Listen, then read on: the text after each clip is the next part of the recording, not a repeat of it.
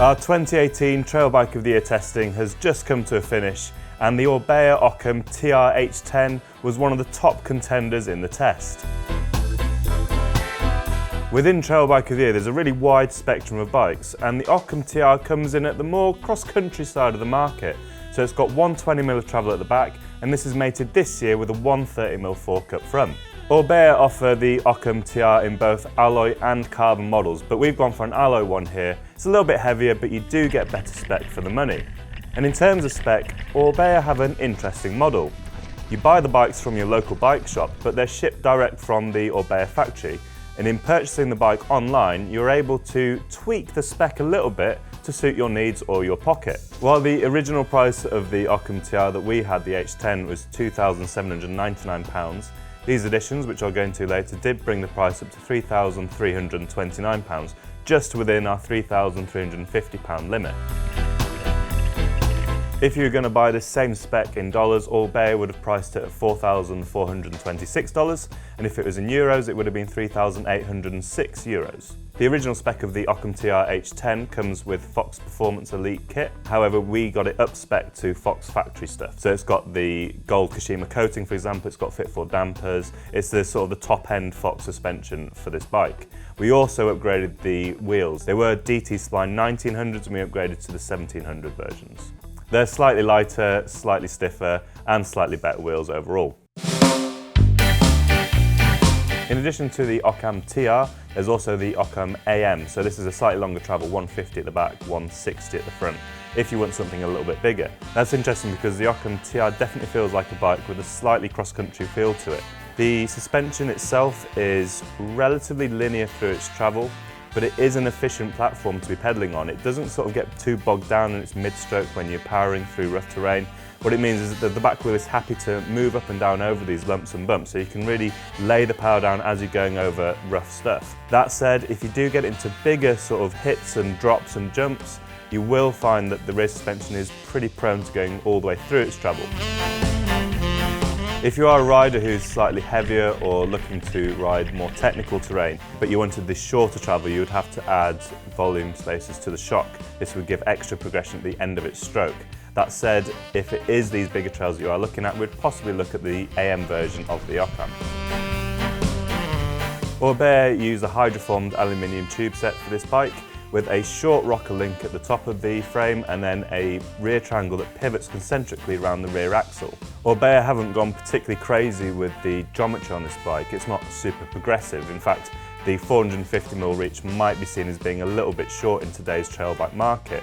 The head angle, 67.5 degrees, and a seat angle of 74, again, aren't really pushing any boundaries. But that doesn't necessarily compromise the bike too much if you're using it what it's really best at, and that is longer days out in the hill, days where you want it to cover a lot of miles. It's not like a bike for hitting the local woods and riding real steep stuff all the time and just shuttling back to the top. This is definitely a bike that suits a rider who is looking for an all-day riding experience.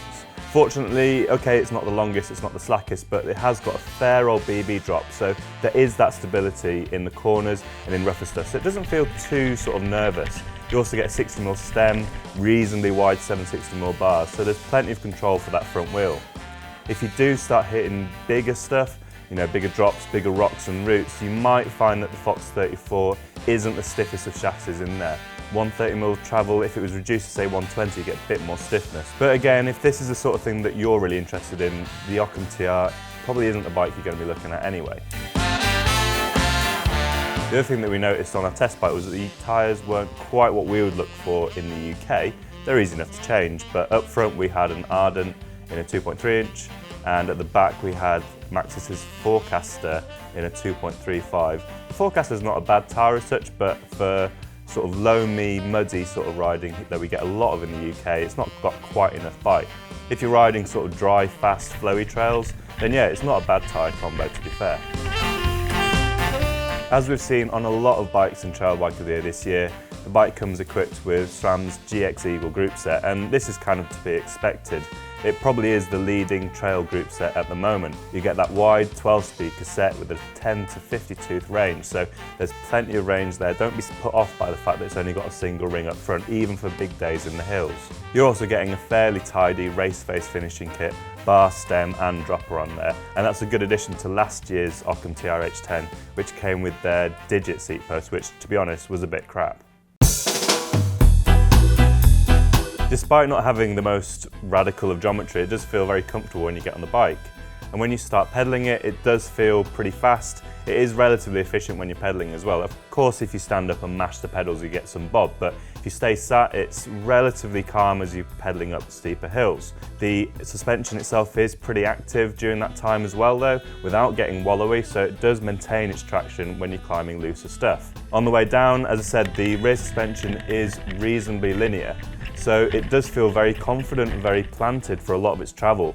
But when you hit it towards the end of its travel, it does then start to feel that you need a bit more progression from the rear suspension. So it kind of lulls you into going a little bit faster than maybe sometimes it can handle itself.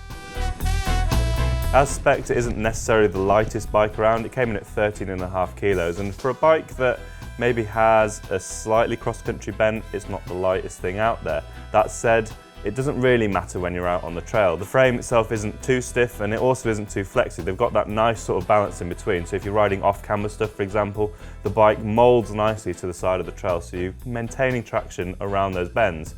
It's not so stiff that it feels harsh, and it's not too bendy that it sort of wallows when you are putting down a lot of power. So they've got the build of the frame pretty well, I think, for this type of bike.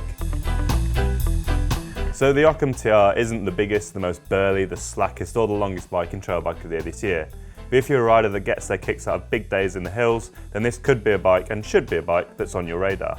Orbea's selling model also gives you a number of benefits. Not only do you get the help from your local bike shop who will set the bike up for you, but you get the slightly lower prices of an online retailer. So it is good value for money. You also get the slight customization of some of the spec. They've just cut out the middleman. So it's a well-priced bike.